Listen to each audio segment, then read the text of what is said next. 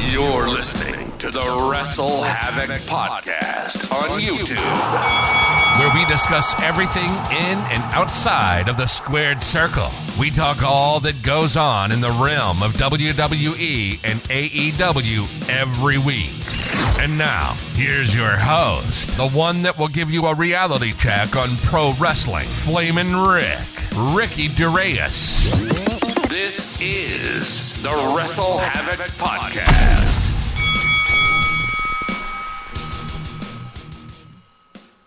What's up, everybody? It is Flamin' Ricky Duraeus, right here on this wonderful New Year's Eve, here to review AEW Worlds End 2023.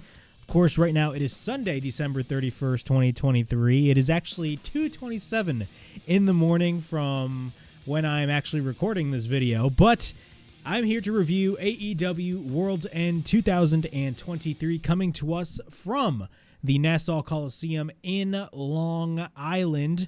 We now know who the man under the devil mask. We know the identity of the man under the devil mask, and it is none other than Adam Cole, Bay.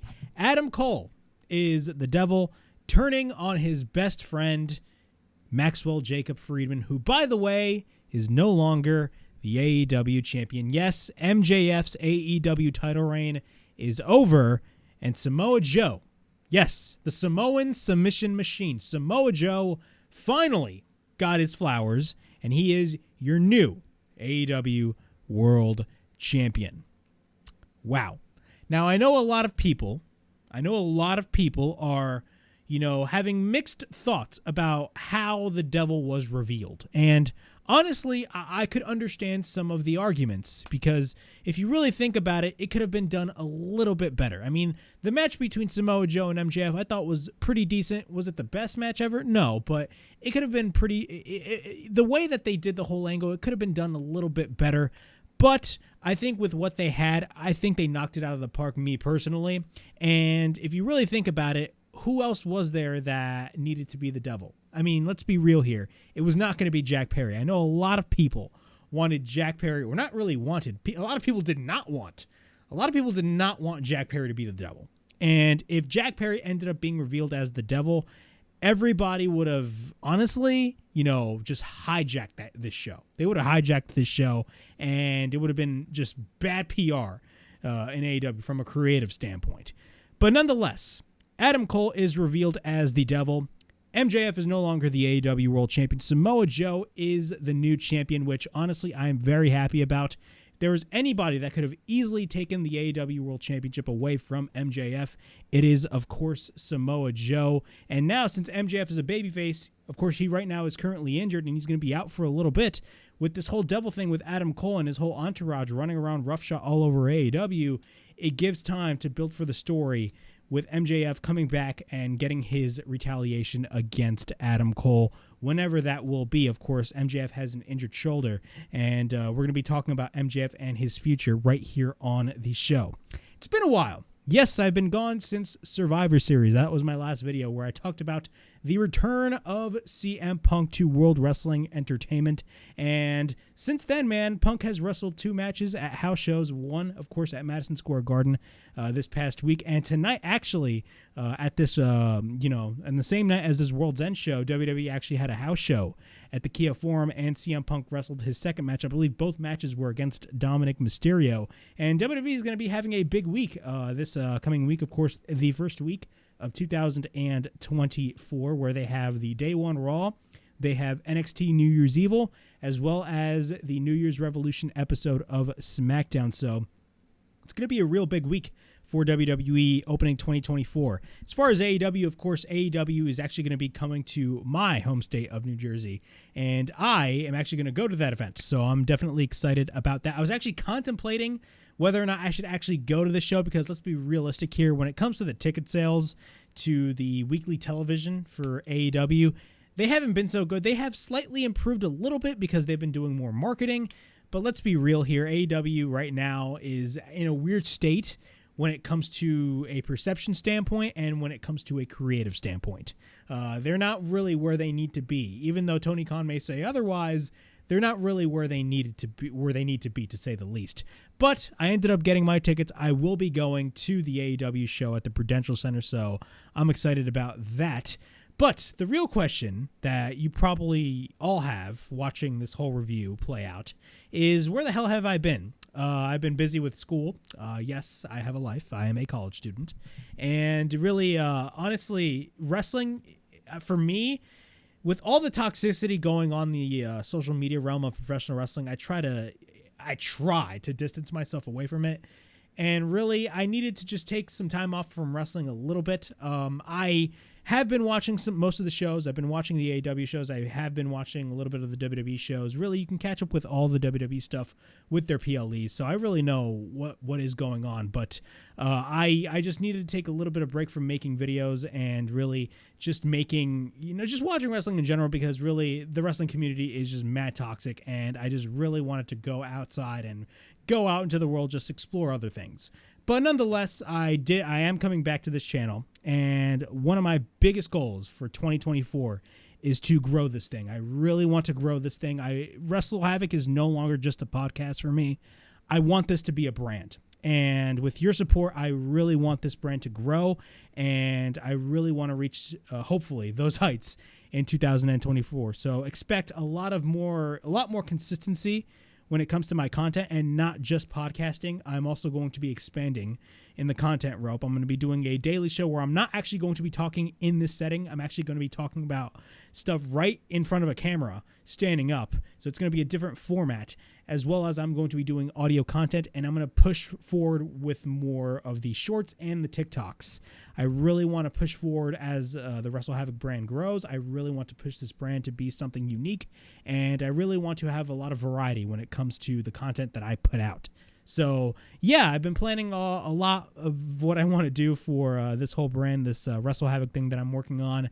And with your support, and if you guys subscribe, I can definitely achieve that. So expect more consistency and expect more just work out of me when it comes to this YouTube channel. So that's really where I have been, and I really want to just, give you guys content and just give you guys my takes and opinions on professional wrestling. So expect more consistency and expect different types of content right here on the WrestleHavoc channel. As far as the weekly TV reviews go, I am going to be covering the day one episode of Raw.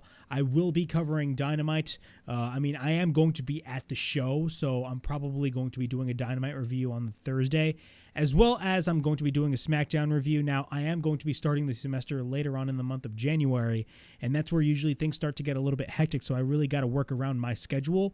But you'll definitely see more of the weekly shows and all of the different reviews for the weekly shows on this channel. When it comes to the pay-per-views, I will cover the pay-per-views 100%, but expect different variety types of content. So expect, more shorts, more TikToks, audio commentary videos that I really want to do, as well as the news show, as well as the weekly podcast. I have a lot of stuff planned for 2024, and I hope and I really want this WrestleHavoc channel to really grow into something unique. So with your support and everything going on in the world right now, I could definitely use it, and hopefully we get to business in 2024. All right, World's End. What are my overall thoughts on this World's End show? I'm going to be honest, man. As a show, as a pay-per-view itself, first off, there was a sellout crowd. Nassau Coliseum was sold out, which is great to see, because AEW has been struggling a lot when it comes to their ticket sales. And honestly, it's kind of embarrassing, especially for those Collision shows. There was some point where, like, the Collision shows, you could easily see there's a shit ton of empty seats. Pardon my language. But, with Dynamites and Collisions, really that was the real problem, the weekly TV. And they're doing more marketing now, and the ticket sales have slightly improved. But when it comes to their pay-per-views, man, they've been selling tremendously well. Revolution, which is marketed as Sting's last match, it's going to be taking place at the Greensboro Coliseum March 3rd. They sold roughly over 11,000 seats at the Nassau Coliseum, and I think they're going to be opening more sections up. So, we have a sellout crowd right here for World's End, and we're probably going to be getting a sellout for the Revolution pay-per-view, so that is great to see. But the show itself as a whole, is this show worth the $50 that I paid for? Usually when it comes to AEW, they always have a high bar that they always need to achieve when it comes to their pay-per-view events, because not only you're paying $50, but you really know what you're going to get. You're going to get some of the best wrestling in the world. And there are 3 matches in particular that you paid the $50 to see. You paid for MJF versus Samoa Joe, of course. You paid, of course, aligned with that, you paid for the double reveal, which we eventually got. We paid for the no DQ match between Adam Copeland and Christian Cage. And we paid for the finals of the Continental Classic, which I'll be talking about because while I was gone, the Continental Classic was running roughshod all over AEW, and it's safe to say that the Continental Classic is a success. Of course, the finals tonight at World's End was between Jon Moxley and Eddie Kingston. We paid for those 3 matches and, of course, the double reveal alone. Now, the undercard. I hate to be that guy to be a little bit negative, but the undercard was pretty disappointing and underwhelming. And if you look at this show as a whole, not just by the 3 matches that I just mentioned, but really the show as a whole, this show is probably a 5 out of 10. This show is probably a 5 out of 10 and probably one of the weaker AEW pay-per-views. I'll put this up there with Double or Nothing of this year. I thought Double or Nothing was, looking back, kind of I don't want to say a crappy show, but definitely one of the weaker AEW pay-per-views. And recently, AEW has had a string of great pay-per-views. I mean, they had Forbidden Door, All In, All Out, even though the build for All Out was only a week.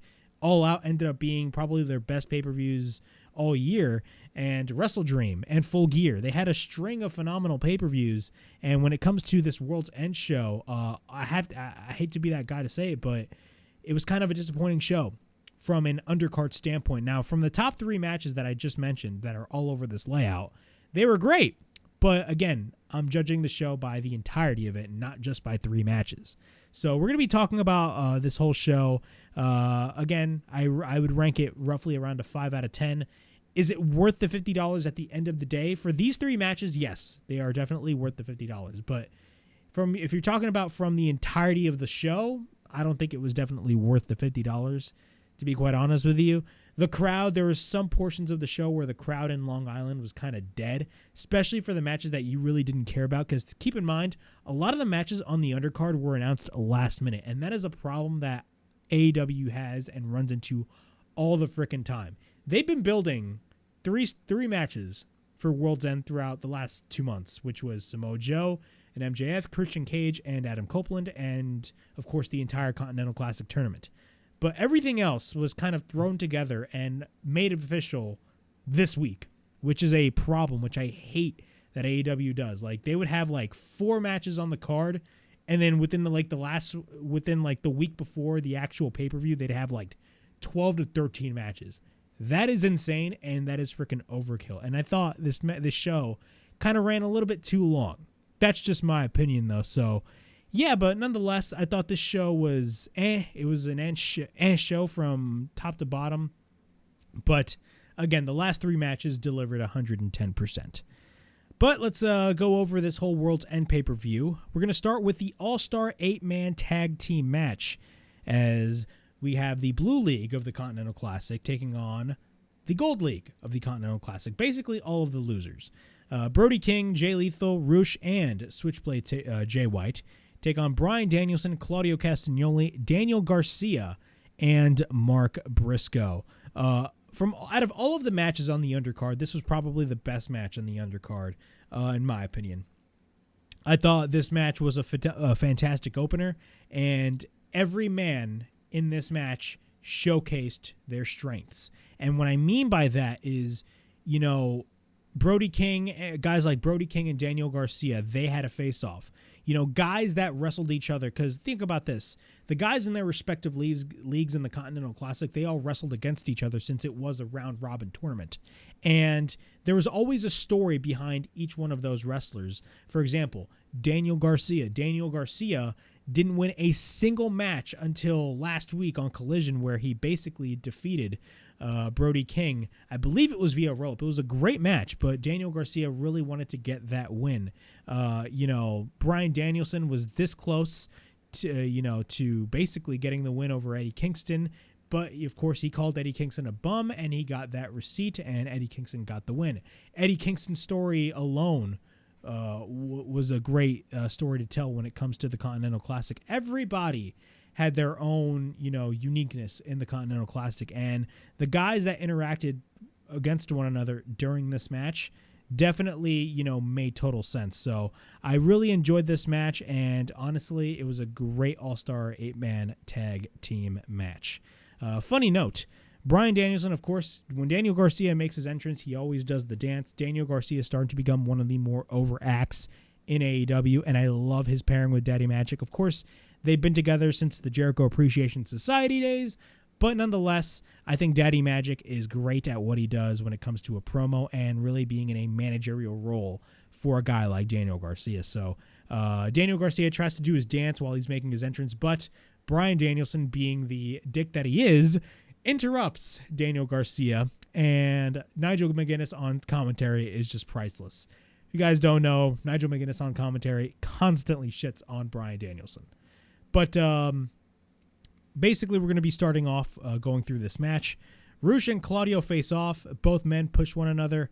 Both men go for a series of strikes, and then we get a boot by Claudio. Rush goes for a German, followed by a lariat by Claudio, but then later on, Rush throws Claudio over the top rope. Jay Lethal makes the tag, but then Mark tags in as well.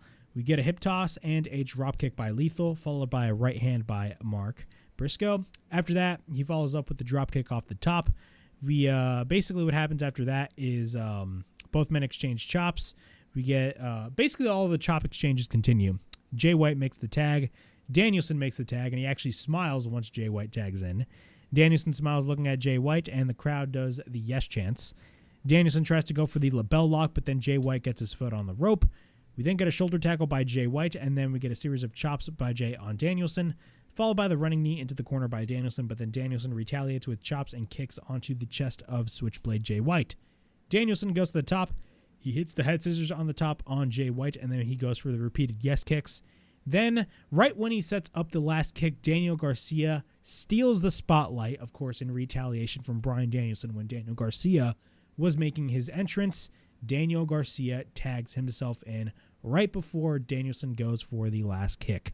After that, Brody King tags in, and of course, Brody King and Daniel Garcia have history because Daniel Garcia is the guy that stole the 3 points, the last 3 points in the Continental Classic, basically, from Brody King. He took those last 3 points. Garcia goes straight for the attack.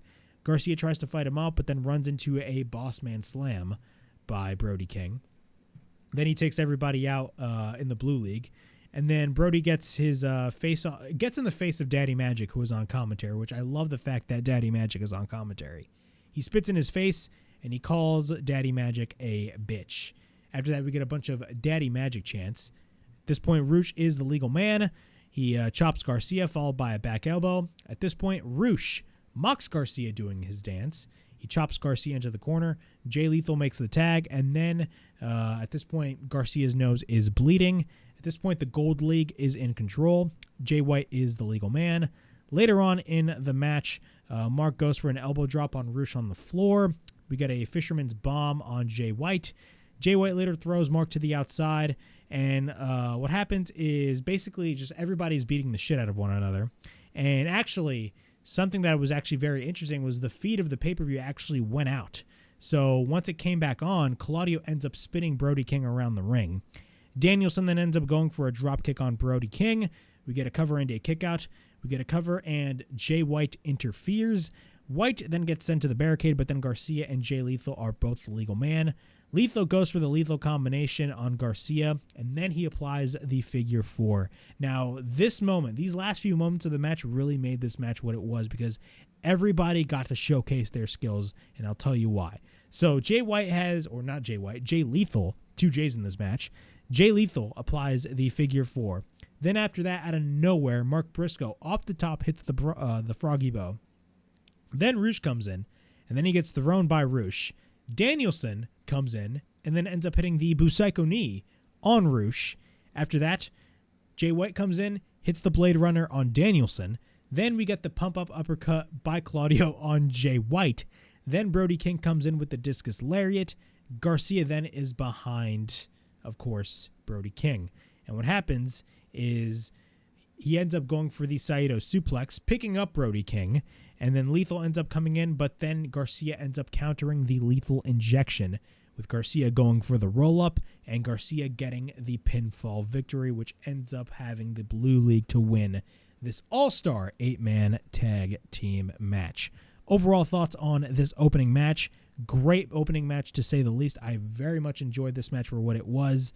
I thought it was a great decision for having a guy like Daniel Garcia getting the win, because at the end of the day, if there's anybody that has been elevated from the Continental Classic, it was definitely a guy like Daniel Garcia. He's mixing in the pro wrestling aspect and the sports entertainment aspect, and he's mashing it together, and it's creating his character that is really seemingly, if you think about it, starting to take off.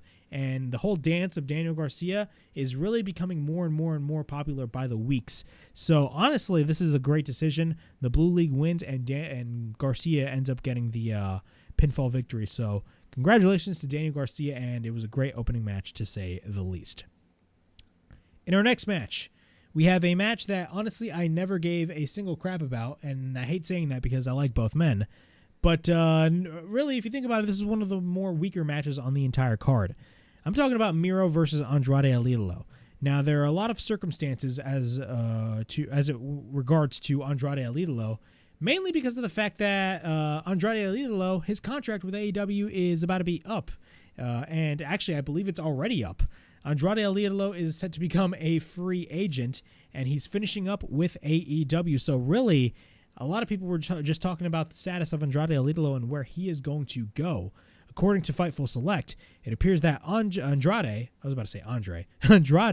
and the AEW relationship has come to an end. PW Insider and WrestlePurists have also reported details that Fightful Select can confirm about how things stand with Andrade and AEW ahead of Worlds End. This is actually roughly before the pay-per-view started. Fightful Select learned this week that Andrade and AEW were set to no longer work together, with most expecting it to culminate at the AEW Worlds End show. Numerous sources indicated that Andrade made it clear this past Wednesday on Dynamite that he no longer wanted to be with the company, and he was planning on leaving. Fightful has been told that the situation surrounding Andrade's exit was less than pleasant, with some even saying a major disagreement had unfolded. WWE sources had been told by those close to Andrade that his deal wouldn't be up until at least the spring, but many that Fightful has spoke to in AEW expected his deal will be up immediately or imminently. There were many both AEW and WWE that expected him back to go to the WWE.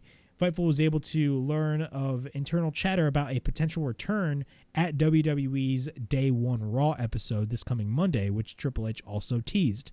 However, one source Fightful has spoke to seemed befuddled at the idea that it would be Andrade without outright denying it.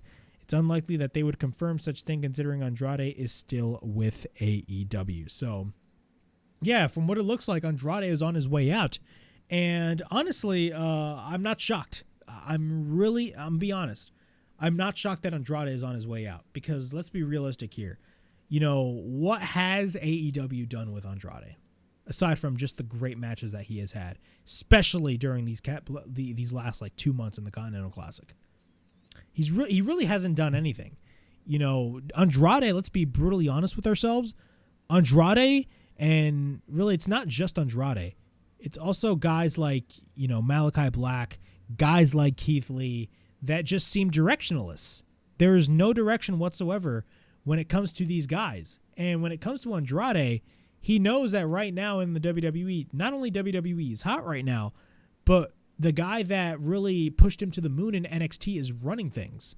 So I wouldn't be surprised if Andrade's next move is going to the WWE. And honestly, I'm for it, because let's be realistic here. He ain't doing anything in AEW.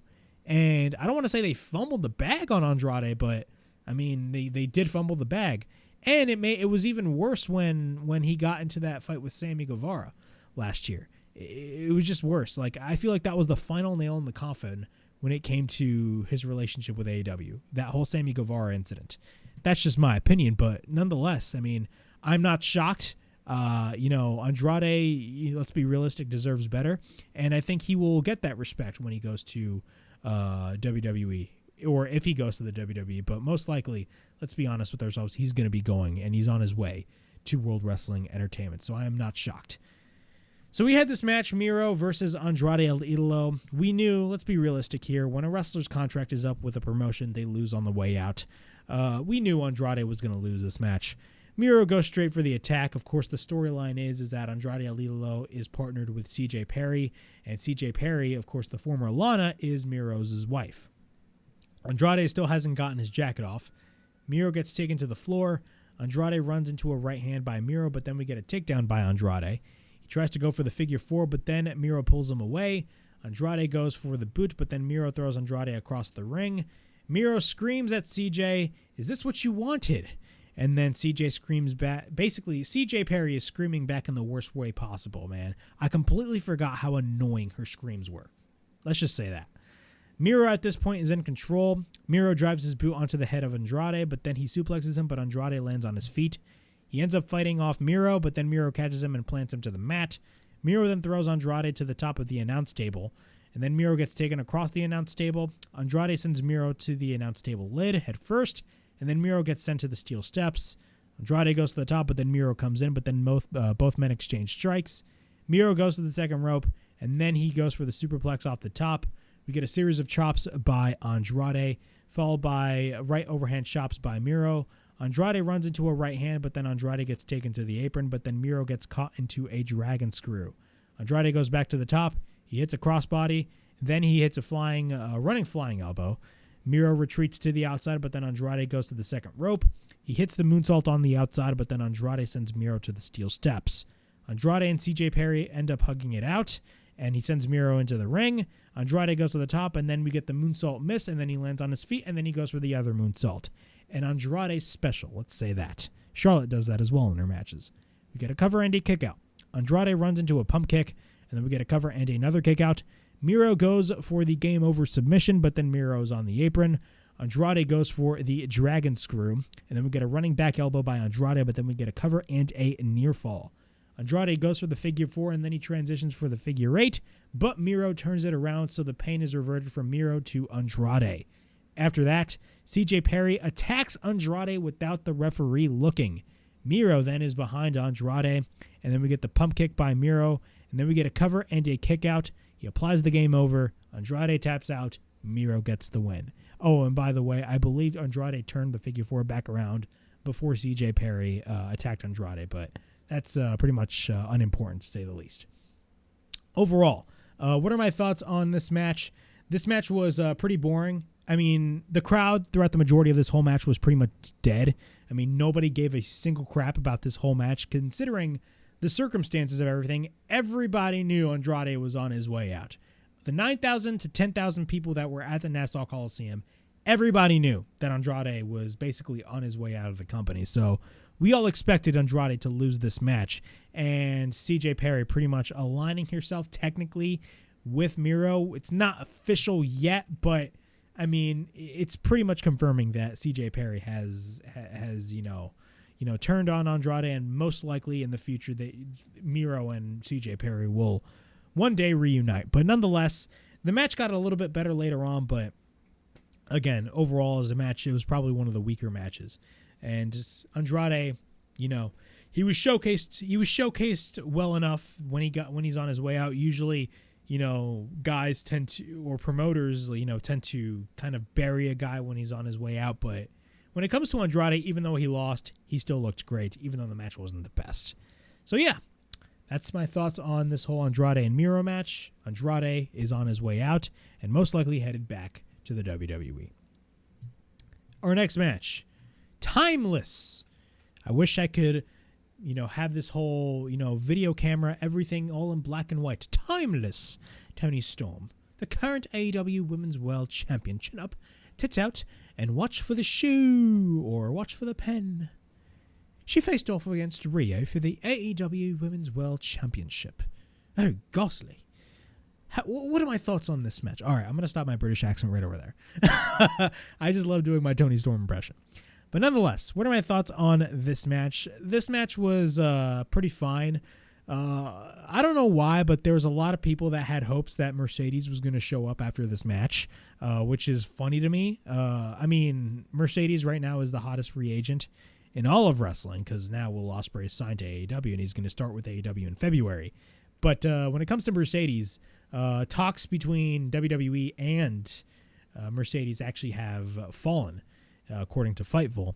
So I do understand why people are assuming that Mercedes could have easily showed up maybe during this match, but let's be realistic. They're probably going to wait for a later date when it comes to Mercedes. A deal hasn't even been made yet, but that's another story for another time. What about Toni Storm versus Riho? I am loving what Toni Storm is doing with her character. I think one of the highlights of the AEW Women's Division right now is the character development of Toni Storm and the inclusion of Mariah May.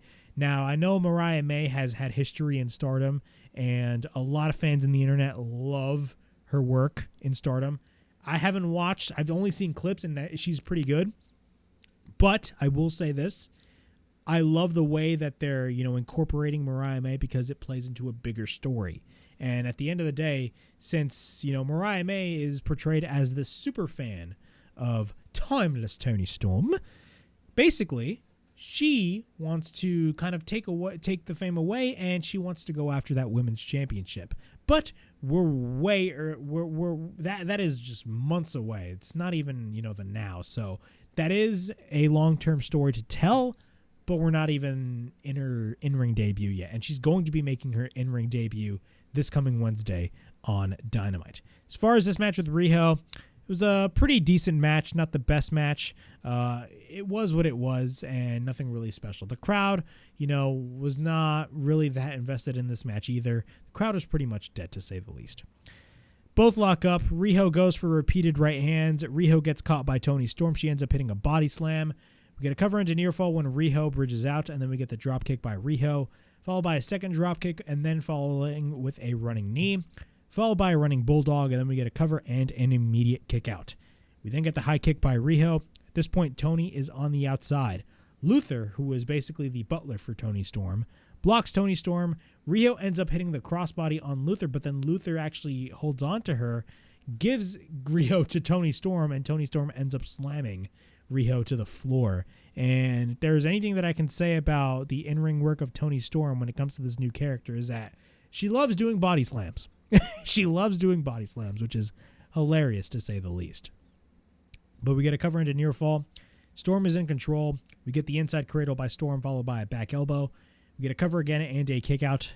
Toni Storm ends up going for another slam. Then she goes up for a second slam. And then we get a roll up by Riho again into near fall. Toni goes for the sit out powerbomb. Later on in the match, we get the single leg crab applied by Storm. Riho gets her hand onto the bottom rope, but then Storm is on the shoulders of Luther, and this is actually pretty unique. I love the inclusion of Luther, and this is one of my favorite moments in the whole match. Basically, Luther kind of helped Storm throw Riho to the outside with the assistance of Luther, with her being on the shoulders of Luther, so that was pretty entertaining to see. Riho comes back at the count of 8. We get repeated stomps on Riho, but then Storm applies the Texas Cloverleaf. Luther holds onto the rope, not letting Riho break the hold, but then Luther gets banned by the referee. We get repeated right hands by Riho, followed by the head scissors, sending Storm to the middle rope. Riho basically hits a 619. We get a cover off the top rope, or I should say a crossbody off the top rope by Riho. After that, Riho slams Storm. We get a cover and a kick out. Storm is on the outside. Riho then goes for a diving crossbody, and then she goes back to the top. Storm is on the apron, but then Riho stomps on Storm, followed by a dragon suplex. After that, we get a cover and a kick out. Storm escapes the running knee strike, followed by a hip attack. She ends up hitting the Storm Zero. We get a cover and a kick out.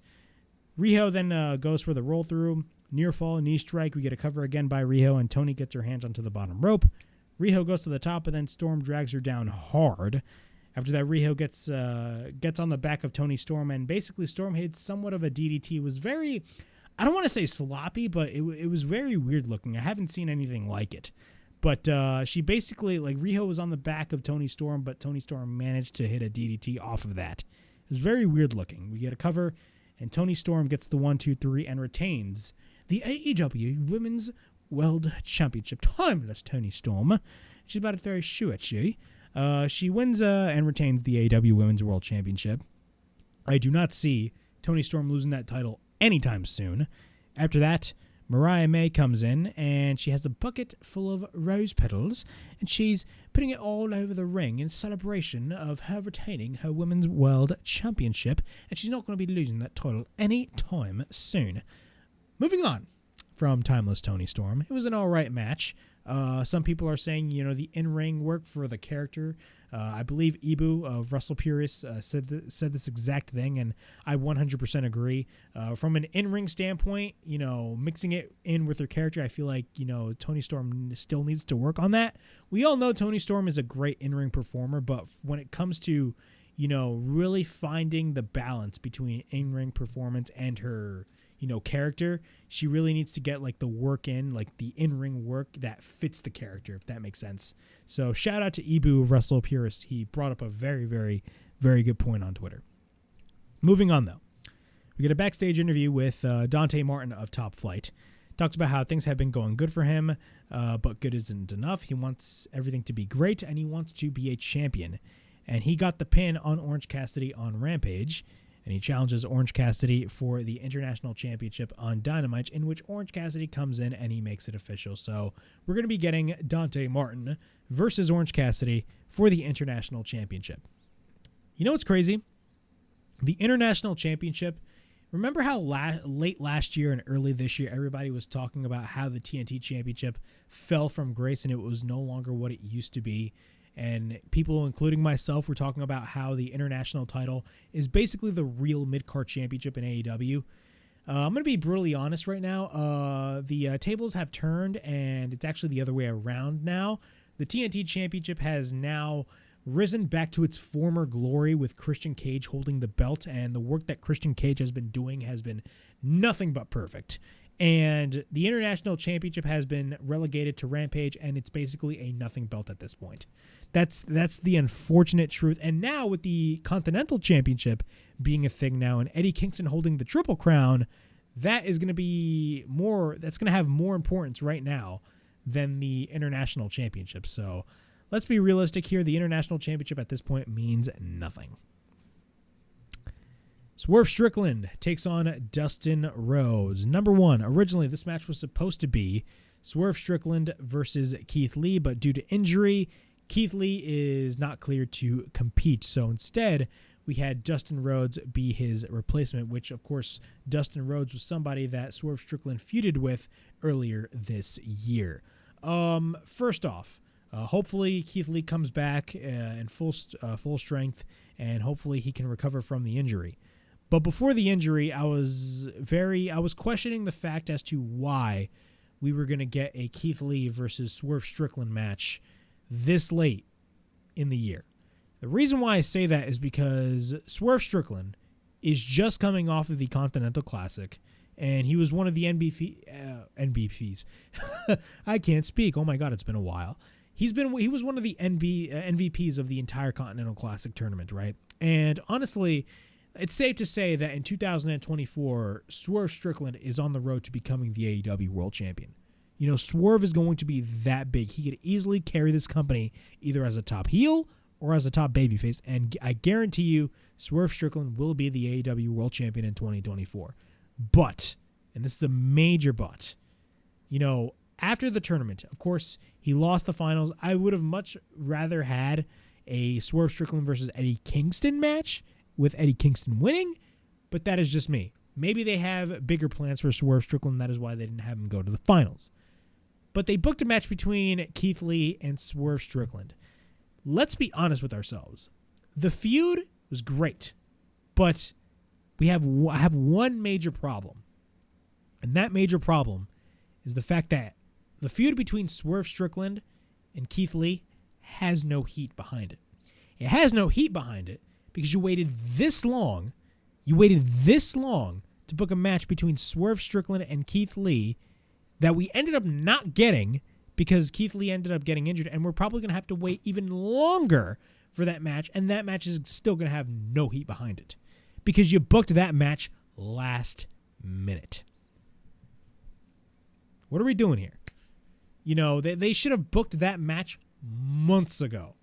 Months ago. It would have been much better because the feud would have had heat. But since the feud doesn't have heat, why would people care? That's my question. Why would people care? People don't care about that feud. And it sucks because Swerve is a talented motherfucker. And Swerve is on the verge of becoming one of the biggest stars, not only in AEW in 2024, but one of the biggest stars in the industry. Now, Swerve is 100% protected. You know, they didn't bury Swerve at all. And if in fact, what they did with Dustin Rhodes, I thought was great. With what they had, I thought it was phenomenal. Swerve is 100% protected. But when it comes to Keith Lee, I know Keith Lee is injured, and I hope he comes back. He comes back in full strength, and you know he does what he loves. But let's be realistic here. Keith Lee in AEW has been an absolute flop. Absolute flop, 100%. You know, I know Keith Lee is limited, but it's not Keith Lee's fault. It's the booking. I'm not blaming Keith Lee on this. It's the booking. The booking on Keith Lee has been a major problem. Major problem. Holy crap. Something went in my throat. But it's been a major problem. It's been a major problem, and really, it's like a common trend in AEW where like guys are white hot and then all of a sudden their momentum just falls by the wayside. If there's any criticism that I have with AEW in general, is the fact that they do not know how to follow up on things very well. That is whether that is a title reign or whether that is an actual storyline going on. They really do not know how to follow up on things. And unfortunately, that was the case with Keith Lee and his entire AEW run so far, and that was the case with the Swerve and Keith Lee feud. So I really do not understand why, before, of course, the Keith Lee injury, the unfortunate injury that Keith Lee suffered, you know, I don't know why they booked a match between Swerve Strickland and Keith Lee this late into the year, knowing damn well that the match has absolutely no heat behind it. That's just me. Moving on, though. We got Swerve Strickland versus Dustin Rhodes. Swerve, basically, what happened was this match was almost not going to happen because Swerve ended up going for a kick on Dustin, and he went straight for the attack on Dustin Rhodes before the match even started. He sends Dustin to the barricade repeatedly, and the crowd is all over Swerve. Long Island absolutely loved Mr. Swerve's house, Swerve Strickland. Of course, the only mogul in professional wrestling. The crowd is all over Swerve. Of course, he drop kicks Dustin Rhodes onto the steel steps. Prince Nana brings out cinder blocks. Of course, cinder blocks has started to become synonymous with Swerve Strickland. Nana places the ankle of Dustin Rhodes onto the block. At this point, Swerve is on the apron, and Swerve with the Swerve Stomp on the ankle of Dustin Rhodes, breaking the cinder blocks. Absolutely painful. Dustin gets checked. Meanwhile, an angry Swerve Strickland is sitting on the top rope. Swerve stands into the center of the ring. Dustin wants to come back, and they walk him back into the ring. The bell rings. We get the running boot into the corner by Swerve. Swerve goes after Dustin, but then he stomps onto the head of Dustin. He kicks the injured ankle of Dustin, and then he hits a dropkick onto the knee of Dustin in the corner. At this point, Dustin is placed onto the top. Dustin tries to fight back, but then we get repeated rights by Swerve. Swerve goes to the top, but then Dustin ends up going for a headbutt onto the head of Swerve. Dustin goes for the crossbody, and then we get a cover and a kick out. We then get repeated rights by Dustin, followed by a kick to the knee of Dustin. Dustin then ends up hitting the Canadian Destroyer, selling his ankle injury. After that, he follows it up with a power slam. We get a cover and a kick out. Dustin then places Swerve onto the middle rope. But then after that, Prince Nana distracts the referee, which actually lets Dustin gain the advantage. So Nana kind of looks stupid. Dustin ends up hitting the low blow. He hits the pile driver. Then he goes for the crossroads, and then we get a cover and a kick out. Swerve ends up going for a rolling flatliner. Then he applies a single leg crab on Dustin, and then he wrenches the knee of Dustin Rhodes. After that, Dustin gets his hand on the bottom rope. Both men exchange shots. We get a kick to the knee of Dustin. And these last few moments in the match where everything was just going great. Dustin flips off Swerve, and then he spits in the face of Swerve Strickland. He flips him off. Swerve goes for the house call, and then he goes for the second house call. After that, we get a bunch of one more time chants by the crowd. And then he snaps the arm of Dustin. He goes to the top. He ends up hitting the Swerve Stomp. We get a cover, and Swerve Strickland gets the win. Swerve when I drive. Yeah, Swerve when I drive. He gets the win in this match. Overall, for what they had, with them not getting with him not getting the Keith Lee match because of the injury of Keith Lee, and having Dustin Rhodes as his replacement. Yeah, it was a last minute thing, but I thought the story that they told was great, and it showcased Swerve very well, and that is exactly what you need. You need to showcase Swerve really well, and you really need to keep that momentum train going, because where Swerve is going right now, he could easily go up the top of the ranks in the company right now. And 2024, 100% is going to be the year of Swerve Strickland. So I do not see that momentum slowing down any time soon. Moving on. Here's a very controversial match. And throughout the entirety of the day before the pay-per-view, there was only one thing that the IWC was talking about. And that was one Chris Jericho. Seems as if every time there's a major AEW pay-per-view, there is constant drama left and right. And these Jericho has been dealing with a lot of accusations recently. Nick Hausman broke the news. I believe it was on a podcast. He compared Chris Jericho to Harvey Weinstein, which is not someone that you want to be compared to, by the way. Harvey Weinstein's a creep, and he deserves what he got. He's in fucking prison. But Chris Jericho, a crap ton of allegations came out about Chris Jericho, about him signing NDAs to talent, primarily Kylie Ray, who was a former wrestler in AEW. She didn't last long in AEW. She was a year one wrestler in AEW, but she didn't last long at all. A lot of stories coming out. And I'm not going to give you guys my full opinion on the entire scenario because, again, we do not know all of the information as time goes on. I will give you guys my full opinion. I know people have jumped the gun, and look, you have the right to your opinion, but at the end of the day, I'm going to wait and see what comes out so I can really project my actual opinion and really just give you guys my thoughts on the whole situation going on. But I will say this. If it comes out as true and Jericho did do what he did, Jericho should either A, get some sort of punishment, or B, get fired, depending on the severity of the situation. And if it's true that Kylie Ray, dealt with the type of thing that she dealt with, then I feel for her and I hope she, gets through this, because nobody deserves to go through what a victim goes through. Like the victim does not deserve what would happen to her. That's basically my whole gist of the thing. And nobody deserves any type of, assault or anything. Nobody deserves that. And it's wrong at the end of the day. But the timing of this is absolutely crazy. And the balls that they ended up putting Chris Jericho on this card, knowing the severity of the situation, is absolutely insane. And it's PR that AEW does not need right now. And when I say PR, I'm not talking about good PR. I'm talking about bad PR. It is bad PR that AEW does not need, because they've been dealing with a shit ton of bad PR for a while now. Since Brawl Out of last year, they've been dealing with a crap ton of PR. Of course, the whole CM Punk stuff, but apparently a lot of stuff is going on, man. And it really does suck, but we're going to have to wait and see as the story progresses, because that was all everybody was talking about throughout the day of World's End. We had this 8-man tag team match. Chris Jericho, Sammy Guevara, Sting, Darby Allin, taking on Ricky Starks, Big Bill, Powerhouse Hobbs, and Konosuke Takeshita. We get a bunch of F.U. Callous chants by the crowd. The crowd was singing Judas when Jericho came out, but you could easily hear the boos for Chris Jericho. Jericho was getting a crap ton of boos.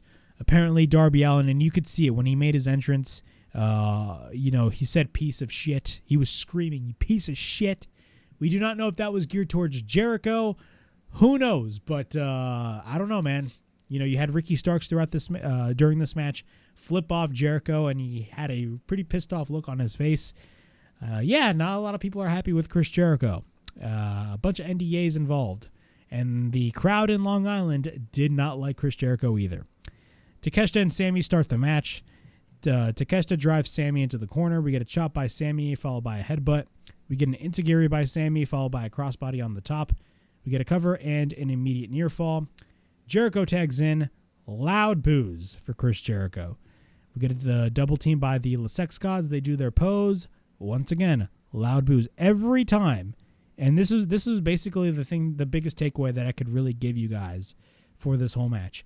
Every time Chris Jericho got involved in some way, shape, or form in this match, the crowd reacted, and the crowd reacted in a very, very, very negative light. After that, Takeshita takes out Jericho. Starks tags in. He flips off Jericho like I stated earlier. Hobbs tags in. Hobbs goes for the shoulder tackle on Jericho. Both men exchange strikes. After that, Big Bill is the legal man. He works on Jericho. Big Bill misses the boot. Later on in the match, I'm not going to go through this whole match. We get an avalanche Blue Thunder bomb by Takeshita, which is freaking awesome. Hobbs is the legal man. Basically, everybody takes turns just beating the crap out of Darby.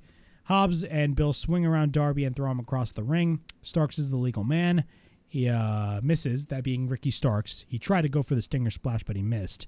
Darby goes for the Jawbreaker. We get a bunch of "We Want Sting" chants. Takeshita is the legal man. Later on, Darby finally tags him. The crowd pops for Sting. Stinger Splash on both Takeshita and Starks.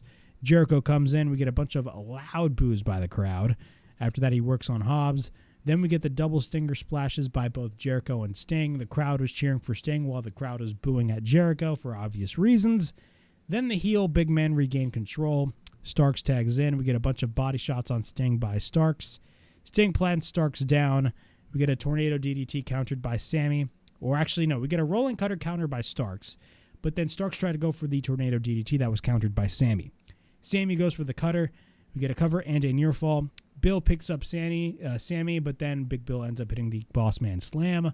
Code breaker by Jericho. Once again, loud boos, but then Bill no sells. He picks up Jericho. He plants him down.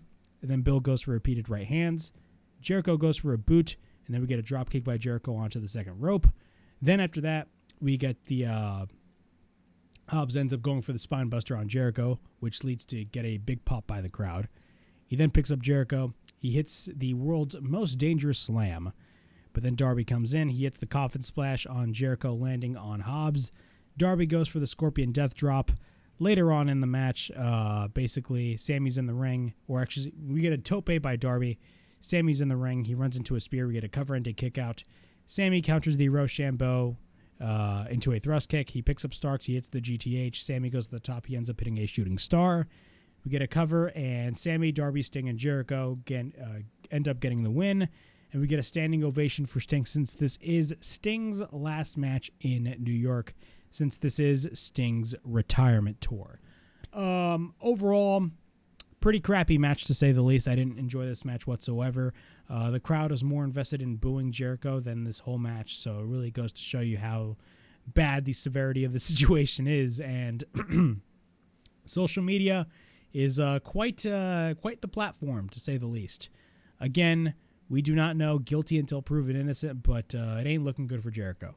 It really isn't looking good for Jericho when it comes to this instance, and it's happening at the worst possible time, to say the least. And honestly, if Jericho did what he did, he absolutely deserved all the boos that he got. But I'm not going to sit here and say he actually did it, because at the end of the day, nobody knows. And the only people that know are the victims themselves, and they need to tell their story. So yeah, that is me. I'm going to shut the hell up about it, and I'm going to let this whole thing play out so I can really develop my opinion of my own. I'm going to just stay quiet throughout this whole situation. Moving on. We got Julia Hart versus Abadon for the TBS Championship. I'm not going to go through this match. One thing I will say, and I'm going to start with the good. The good is basically just Julia Hart. I'm a big fan of the way that they're portraying Julia Hart. There's one wrestler that has improved dramatically. It's really Julia Hart. The character development of Julia Hart, the presentation, the entrance, everything about Julia Hart. Heck, even from an in-ring standpoint, I mean, Julia Hart has improved.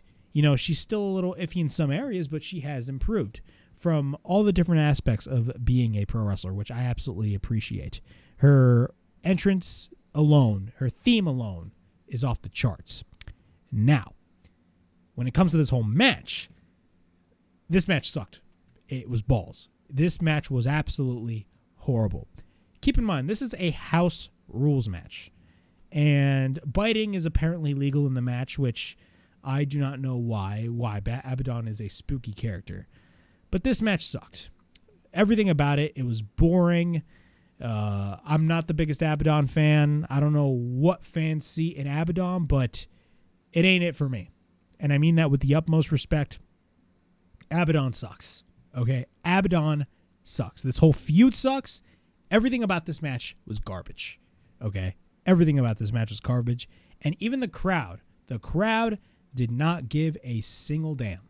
They did not care whatsoever about this TBS title match. Not only that, why did the women's title match go on first and then this match? Shouldn't it be the other way around? That's just me, because the women's title that Toni Storm is holding is the world title, not Julia Hart. But it is what it is, whatever. This match was pretty crappy. Sky Blue interfered in the match. She pushed Abadon off the top rope, but then, she goes under the ring. Abadon drags her back to the outside. She takes out Sky Blue. She drives her knee on Sky Blue. Julia comes in. She sends Abadon to the steel steps. She drives her head repeatedly onto the steel steps. She hits the moonsault, which I believe she didn't even actually land, because I believe she landed on her knees, which accidents happen. And we get a cover, and Julia retains the TBS championship.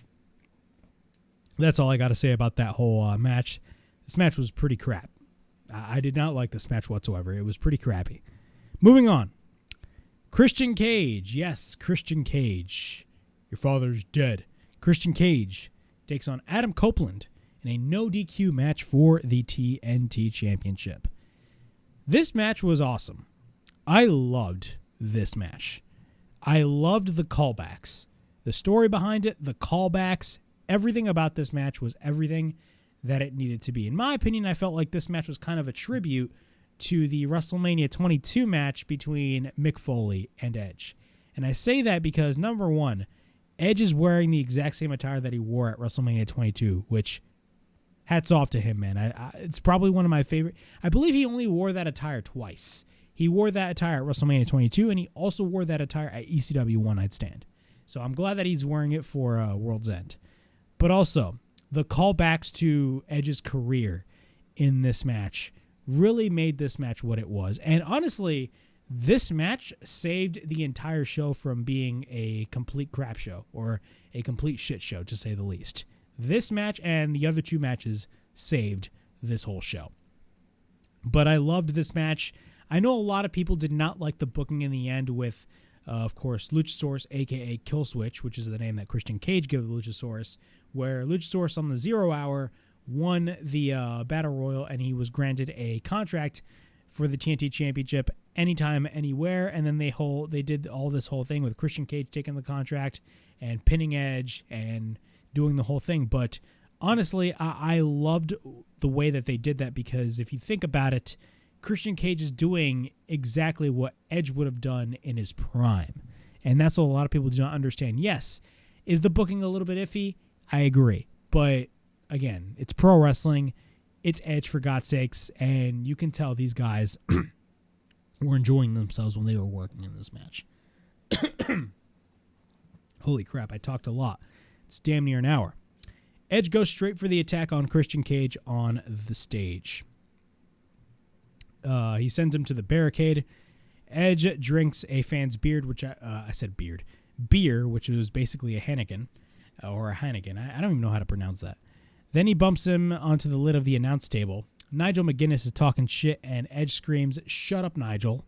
And then Nigel on commentary calls him a coward.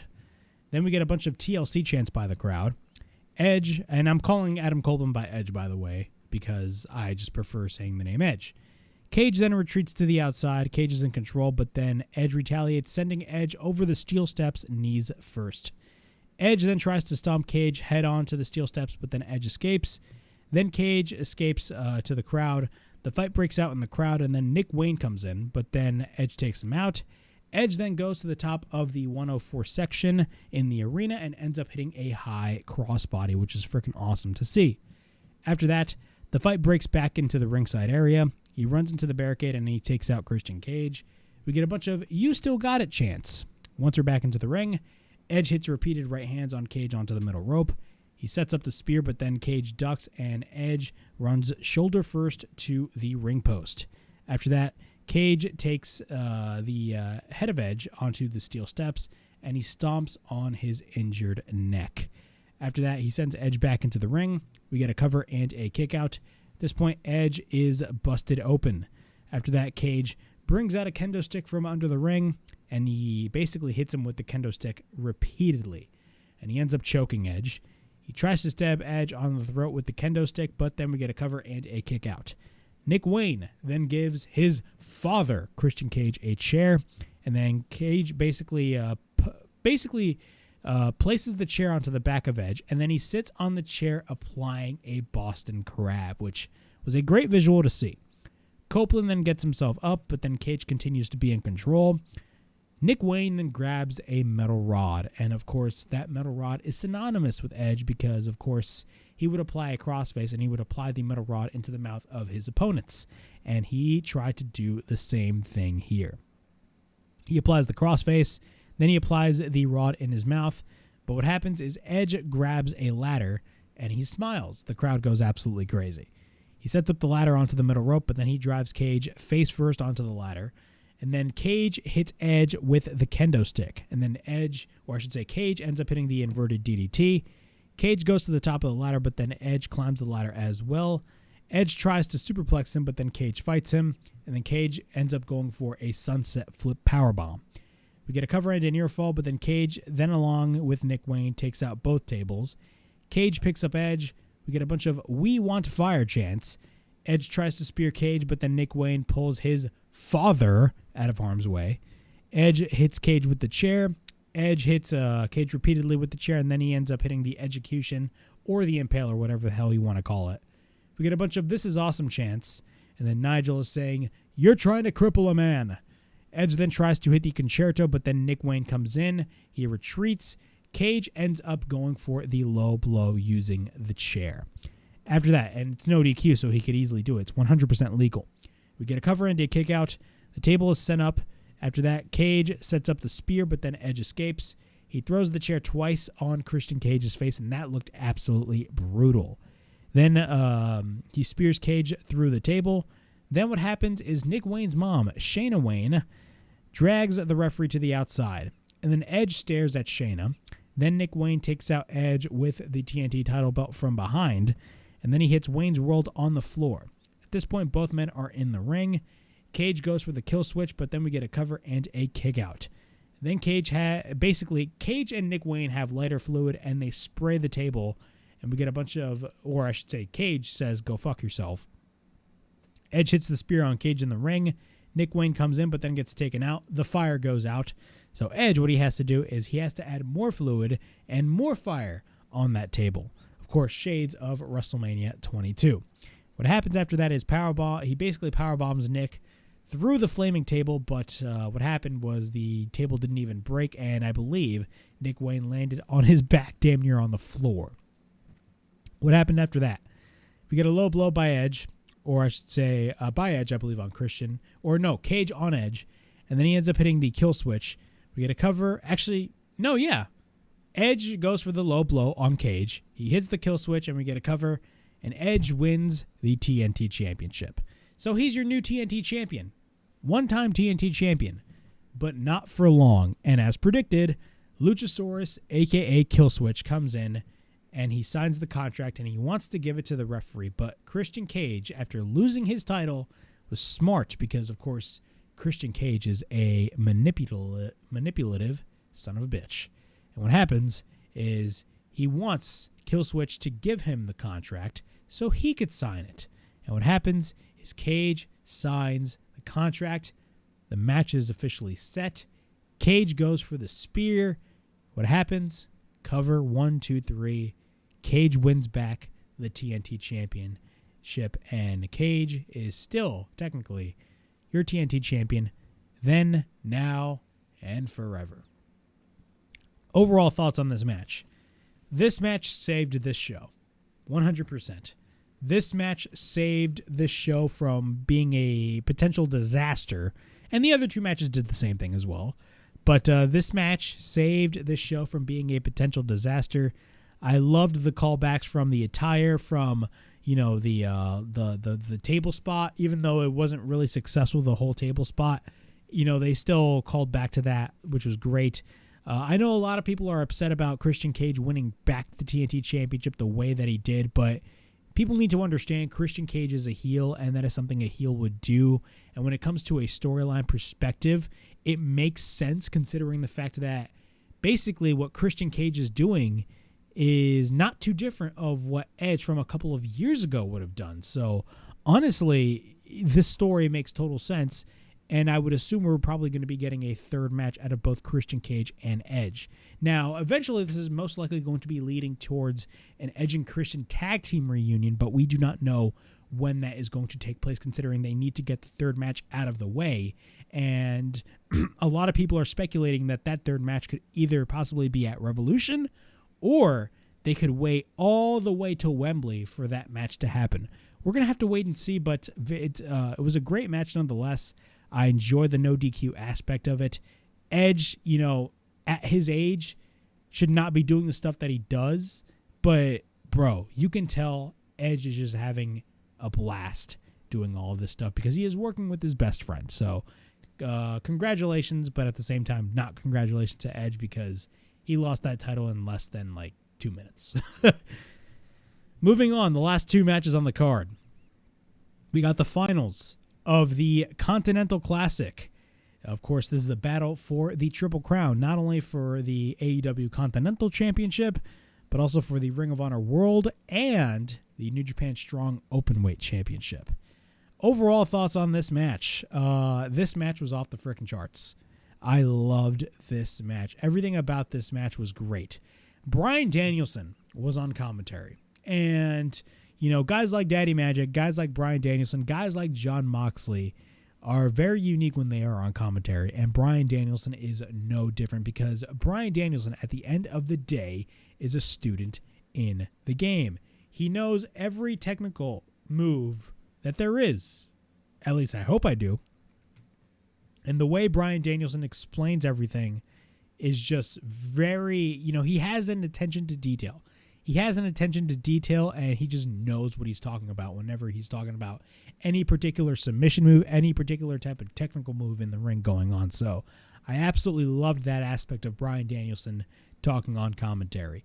But this whole Eddie Kingston and Jon Moxley match in the finals of the Continental Classic, there was only one winner of this match, and that winner was Eddie Kingston, and that was the right decision to make.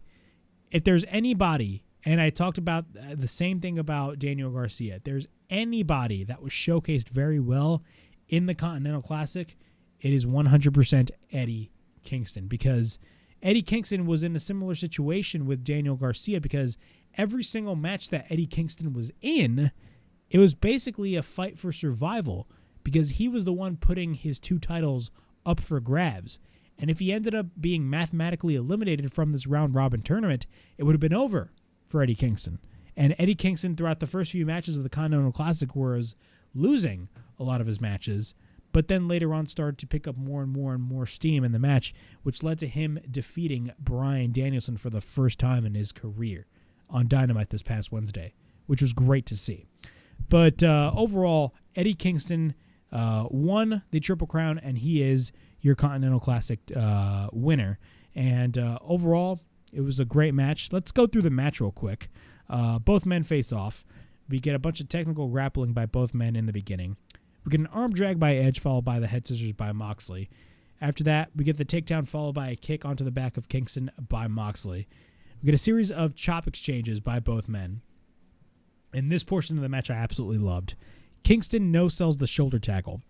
We get repeated chops by Kingston, and then a chop to the neck of Moxley. Followed by Kingston, we get a tope by Kingston. Kingston landed on his head, and then we get a German.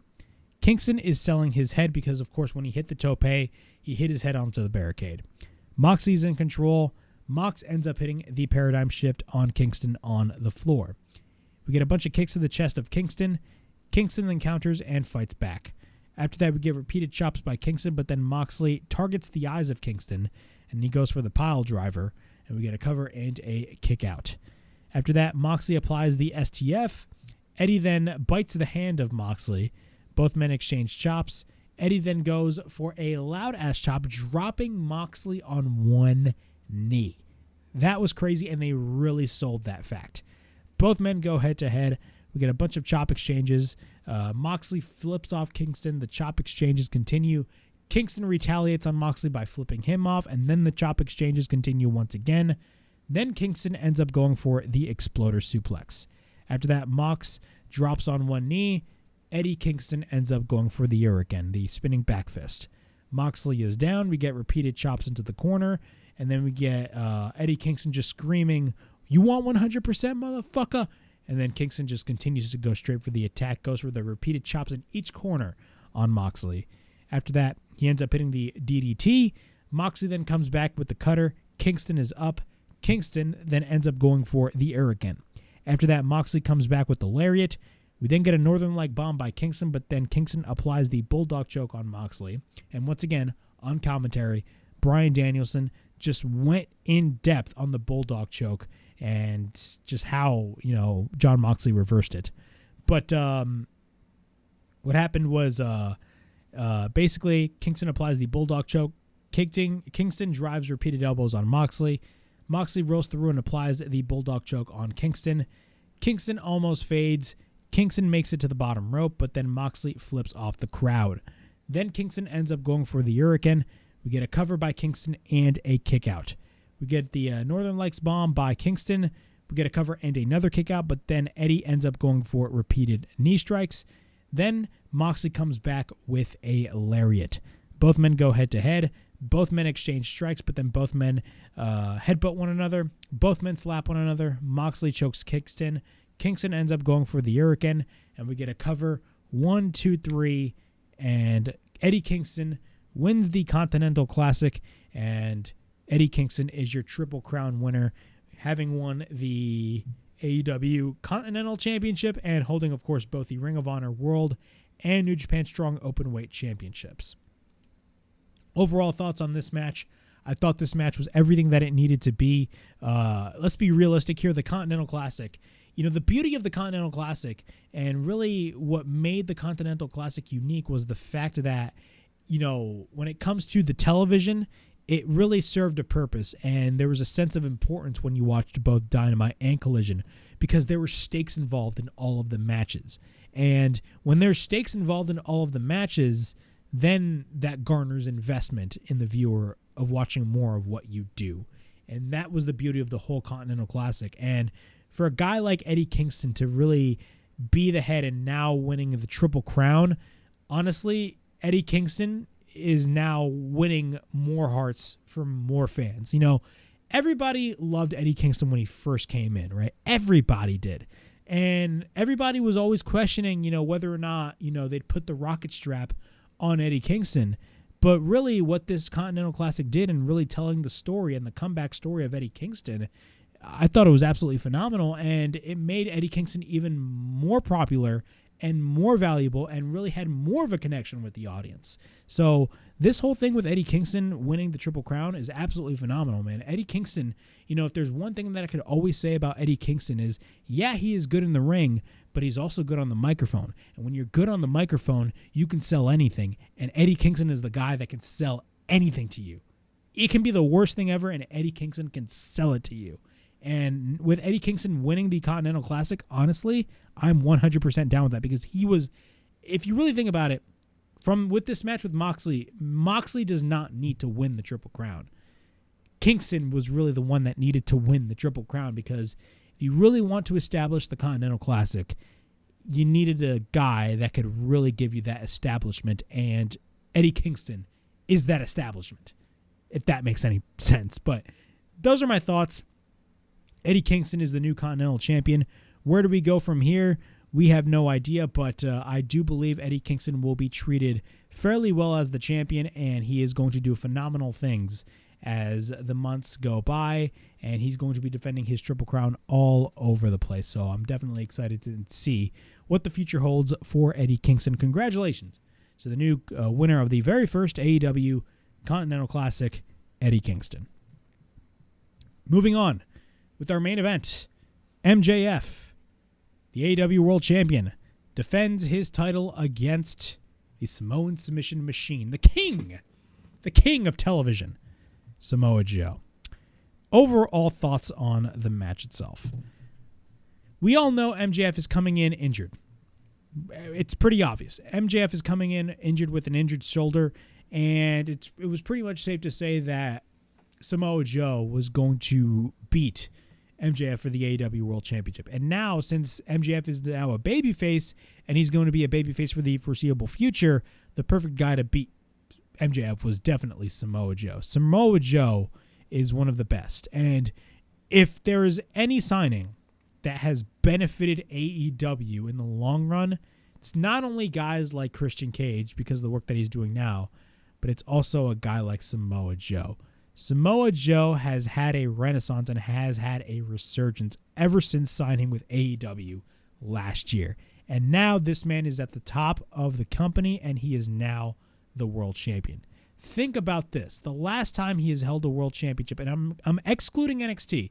Yes, he was the NXT champion back in 2015 and 2016, but I'm not talking about NXT. I'm talking about like main roster world championships. Last time he was a legitimate world champion, if you think about it, was back in 2008 when he beat Kurt Angle at Lockdown in that 6 Sides of Steel match. In that MMA style shoot fight match. That was where he won the TNA World title. Correct me if I'm wrong, but Samoa Joe hasn't won a main roster world title since. Yeah, he won the NXT title, but I'm excluding NXT out of this. I'm talking about like the WWE title. This man did not even win the WWE Championship. He did win the US title, I believe, but he didn't win the WWE World title, which is baffling to me. Granted, the booking at the time was kind of crappy, but I mean, Samoa Joe, I mean, bro, you could easily do something with a guy like Samoa Joe, and the fact that they never put the belt on a guy like Samoa Joe is very confusing to me. And, you know, they didn't really view Samoa Joe a lot when they let him go, because he got released not once but twice.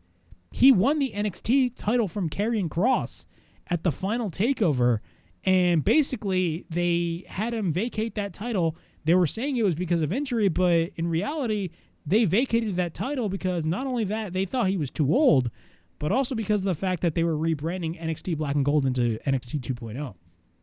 They didn't really view Samoa Joe that highly, which is crazy to think because, again, he's another one of those guys that honestly, you know, again, can sell you on anything. He is the total package. He has the look of a bad motherfucker waiting to kill you.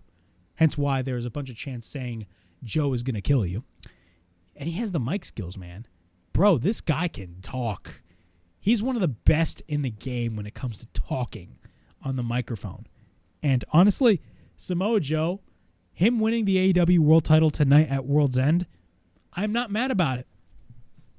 I'm not mad about it, and honestly, he freaking deserves it. Samoa Joe got his flowers on this pay-per-view. And I don't know how long the Samoa Joe AEW World title reign is going to last, but, you know, I don't want it to be too long, but at the same time, I don't want it to be too short. I want his title run to be as lengthy as it needs to be. Because, again, Samoa Joe fucking deserves it. Samoa Joe 100% deserves it, and he has worked his ass off to get to where he wanted to get to. You know, it was very sketchy. Well, I don't want to say sketchy, but it was very weird, you know, when Samoa Joe just blatantly vacated that Ring of Honor World Television title, and you had people question that philosophy. Why did he vacate that ROH TV title? Clearly, they were going to do something with Samoa Joe, hence why they vacated the ROH TV title. You know, and let's be realistic here. I was one of those very few people that thought, hey, man, he vacated a title that nobody gave a single crap about. Nobody gave a single shit about the Ring of Honor World Television title. I hate to break it to you. Ring of Honor sucks. Nobody cares. Nobody cares about Ring of Honor, with all due respect. Samoa Joe vacated that title, and he's like, no, I want to go after the world title. And he went after the world title, and look where he's at now. Samoa Joe is your new AEW World Champion, and honestly, I cannot be more happier because, again, Samoa Joe deserved it. Samoa Joe has had a resurgence since joining AEW, And honestly, it's only in the upward from here. Now, where does MJF go? MJF, it's very interesting because right now MJF is sidelined with an injury, and I'll be talking about that later on after I go through this match. But we also had the Devil Reveal. The Devil Reveal, which I will be talking about as well because it has caused a lot, and I mean a lot, of discussion on social media as to whether or not Adam Cole being the devil is the right decision to make. And honestly, it is the right decision to make, and it was the only right decision to make. Nobody else was the devil. It was clear as day that the devil was going to be revealed as Adam Cole. 100%. But moving on, let's just go through this main event match. Of course, we get a bunch of "he's our scumbag" chants. Adam Cole comes out with, of course, crutches because he is selling his injury. Going through the match, Joe sets up the muscle buster, but then MJF escapes. Joe gets taken to the outside. We get the inside cradle by Moxley. Or not by Moxley, by Max. I said Moxley. We get a near fall. We get a sunset flip roll up by MJF, and then we get a near fall. Joe misses a kick, and then we get a roll up by MJF. We get a kick by MJF. At this point, Max, I keep writing Max on my notes. Max is selling his injured shoulder. MJF then sets up the kangaroo kick, but then he gets caught by Joe. Joe slingshots him to the apron, but then MJF tries to pull himself, holding onto the ropes. But then Joe hits a running boot. Joe goes for the elbow suicida, but then Joe picks up MJF. He ends up hitting the Death Valley Driver. And then we get a cover and a kick out. MJF goes for repeated chops, and then we get a German by Samoa Joe. Then he ends up hitting a Dragon Suplex with MJF landing on his injured shoulder. Then after that, we get a release straight jacket German suplex. And then we get a cover end near fall when MJF gets his foot onto the bottom rope. Of course, MJF is cheering onto the outside. And then MJF is continuing to sell his injured shoulder. At this point, both men are on the apron. Joe tries to pick up Max. Max tries to fight back. I don't know why, bro. Every time when I'm reading my notes, I am tempted to say Mox. Holy shit. I'm just going to say MJF. Joe gets MJF up, but then he ends up hitting the muscle buster on the apron, which was absolutely brutal. We get a cover by Joe and a near fall. Joe takes MJF to the top rope. We get the discus elbow onto the back of Joe, but then MJF, of course, is fighting through the pain. MJF bumps the head of Joe repeatedly onto the turnbuckle pad. He hits repeated right hands, and then he butts the head of Joe. After that, he sets up the kangaroo kick, but then he runs into a boot by Joe. Joe goes to the top, but then MJF goes for the thumb to the eye. He picks up Joe, but collapses. Joe then runs into a back elbow. After that, MJF runs into a back elbow, but then MJF stomps onto the arm of Joe. MJF then goes for the heat seeker, and then after that, we get a cover by MJF and a kick out. We get the heat seeker countered by Joe, but then MJF reverses into a roll up, and then we get a near fall. He then applies the salt of the earth. Joe reverses, then Joe wrenches the injured shoulder of MJF. MJF then gets his hand onto the bottom rope. MJF then gets caught into a choke by Joe, and then MJF pushes Joe, knocking the referee down. And once the referee got knocked down, you knew shit was going to get real. After that, MJF smiles. We get a boot by Joe, but of course, Max hits the low blow. And what happens is he picks up Joe, and he ends up hitting basically what was an F5.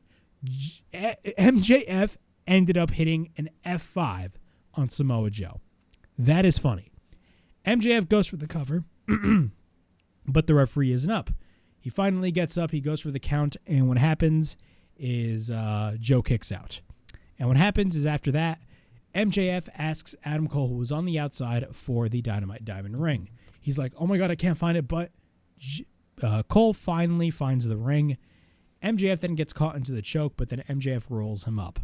We then get a near fall. Joe then transitions. Joe then chokes out MJF. Joe, at this point, wins the match, chokes out MJF, and he is your new AEW World Champion. Wow. Joe just choked out MJF like that. But I already talked about Samoa Joe. Now let's talk about what everybody is talking about.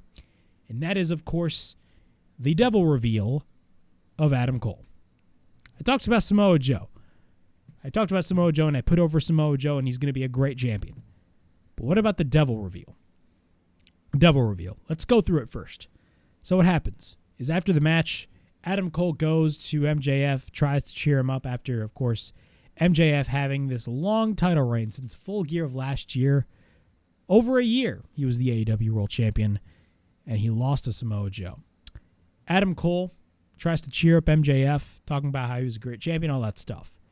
Then all of a sudden, the masked men that keep on attacking MJF and everybody around him throughout the past couple of months show up. And of course, two of the masked men won the Ring of Honor tag team titles from MJF this past Wednesday on Dynamite. They laid out Samoa Joe, or so we thought, in which at the end of the day, it was revealed that Samoa Joe was working with the devil the entire time. What happened after that? So the masked men show up, and basically, what happens is they grab both Adam Cole and MJF. So they grab both Adam Cole and MJF. MJF screams at all of the masked men that, hey, do not hit Adam Cole, hit me. Do not hit him, he's injured, hit me. Then all of a sudden, Adam Cole is just screaming, no, no, no, hit me, do not hit my best friend, hit me. Hit me. And what happens is the lights go out. And you know how AEW loves when the lights go out. And then the lights go back on. And what does it show when the lights go back on? All of the masked men are standing in the ring with the chair having Adam Cole seated right in front of them. Adam Cole is revealed to be the devil. And what happens? The reaction on MJF's face, he is heartbroken. Absolutely heartbroken. He is screaming, damn near crying, saying that he gave him everything. How could you do this to me? You were my best friend, the only friend that I've ever had. After that, out of nowhere, all of the masked men that are standing behind a seated Adam Cole gang up on MJF. And by the way, and I completely forgot, I missed this part. All of those masked men were revealed to be the Kingdom, that being, of course, Matt Taven and Mike Bennett and Roderick Strong, as well as Wardlow. Because remember, throughout the past couple months, ever since Wardlow returned, they've been airing video packages of Wardlow running roughshod on MJF and basically threatening MJF, saying that he is going to ruin his entire world. Well, he got his receipt, and Wardlow powerbombed MJF. Adam Cole stands up. He basically takes out the mask from his jacket, and he stands up. He is fine. He is not hurt from what it seems. Leaves the mask on MJF. Adam Cole is once again a heel, and his entire entourage, the Undisputed Devils, the Undisputed Elite, whatever you want to call them. Well, we really shouldn't call the Undisputed Elite because they don't have Bobby Fish or Kyle O'Reilly. They don't have Red Dragon. But you got the Kingdom, who he has history with from the Ring of Honor days, and they have a new addition in Wardlow. Interesting. So what are my thoughts on this whole reveal? What are my thoughts on this whole devil reveal that transpired at AEW Worlds End? There's a lot of mixed reactions on the way that it was done and the way the angle was done. And honestly, I understand those arguments.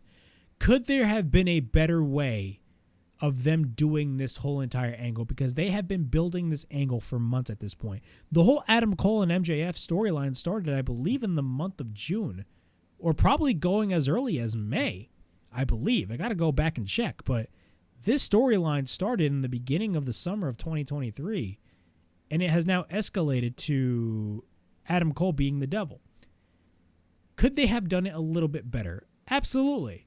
The way that they had Joe win the title by choking out MJF was great, but I wish there would be some sort of angle in which Adam Cole would maybe like accidentally cost MJF the match to the point where then it leads to a reveal of Adam Cole being the devil. Something like that. That's just something that just came off straight from my head. But that is just me. But what is my opinion? What is my opinion on the angle that transpired? I know a lot of people did not like the way that they portrayed this angle. I thought it was fine. I thought the way that they portrayed this angle was fine. Now, I can remember a couple of months ago, I made the statement that basically the Adam Cole and MJF storyline is basically AEW's Bloodline storyline. Now, I'm here to retract that statement because the reveal, if you compare this to Sami Zayn hitting the chair on the back of Roman at the Royal Rumble this year, you know, honestly, those two moments you just can't compare. I mean, the Sami Zayn hitting the chair on Roman Reigns was like a once-in-a-lifetime moment, and it was probably one of the best endings, not only to any WWE pay-per-view, but probably one of the best endings in any wrestling pay-per-view, period. I mean, that was absolutely phenomenal. From an emotional level, they sold you on everything. And I'm not saying that they didn't sell you on this angle, but if you really compare the Sami Zayn angle to this angle, clearly emotions were running much higher from a kayfabe standpoint and from a consumer standpoint with the Roman Reigns and Sami Zayn angle that happened at the Royal Rumble. So I will backtrack that statement on this being the Bloodline storyline of AEW, because it isn't. Because nobody can top the Bloodline storyline at the end of the day. Nobody can.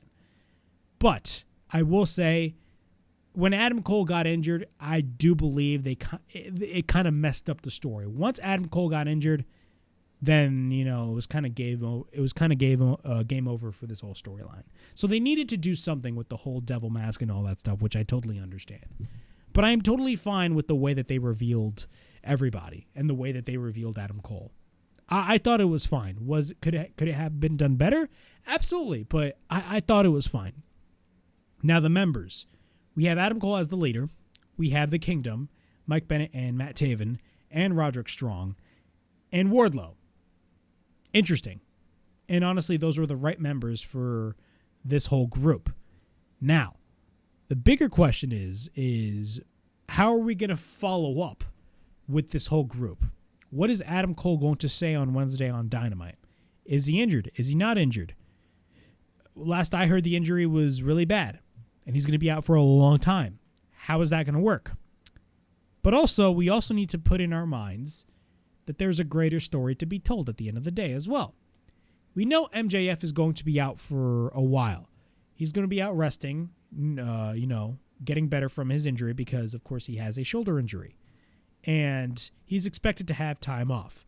According to Fightful Select, MJF is no longer the AEW champion and needs to heal up. Many that Fightful spoke to immediately following the AEW Worlds End said that they expect MJF to be off TV for a while immediately, if not almost immediately. MJF has sustained a plethora of injuries during his AEW title reign, but was adamant that he wanted to see it through. As MJF is often influential on his own creative, there's always a chance that he could insist on an absent not happening, but it's expected internally. MJF has long said that his contract is up at the start of 2024, but he has not told anyone any different. But WWE sources have claimed that they have not had any conversations with him, though there was interest as recently as a year ago. However, most in AEW believe that he has signed well over a year ago, or re-signed, I should say, well over a year ago, even though he's never admit as such. Adam Cole, Roderick Strong, Matt Taven, and Mike Bennett and Wardlow were revealed as the Devils during AEW Worlds End.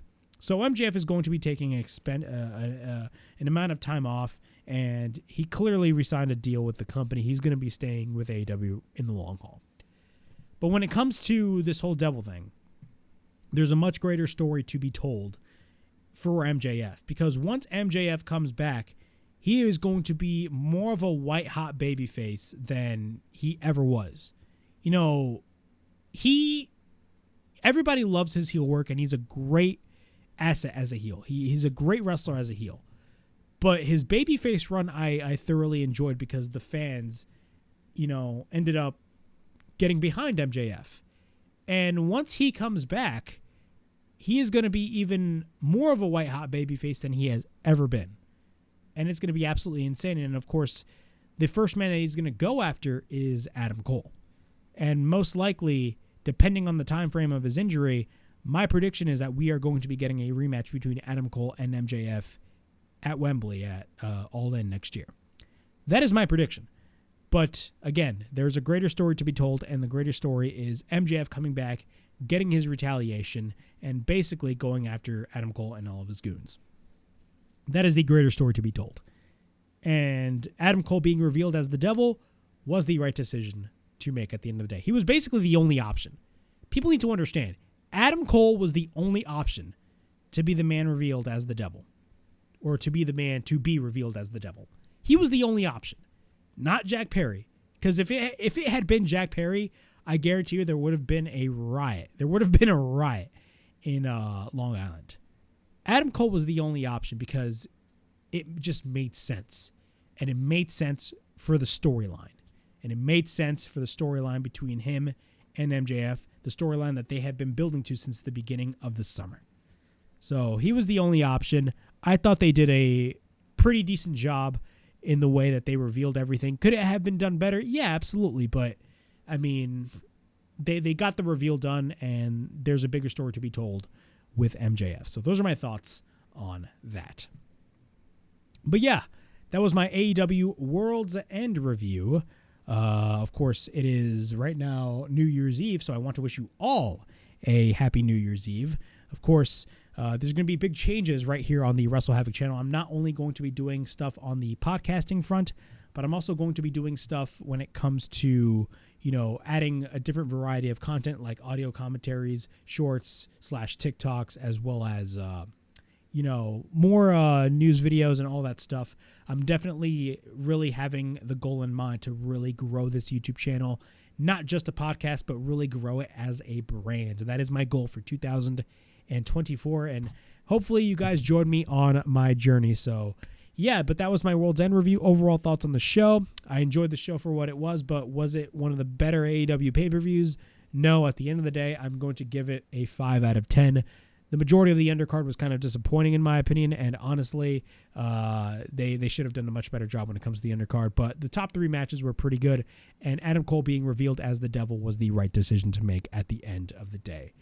But yeah, as always, it is Flamin' Ricky DeRays signing out. I'll see you guys all later. Peace.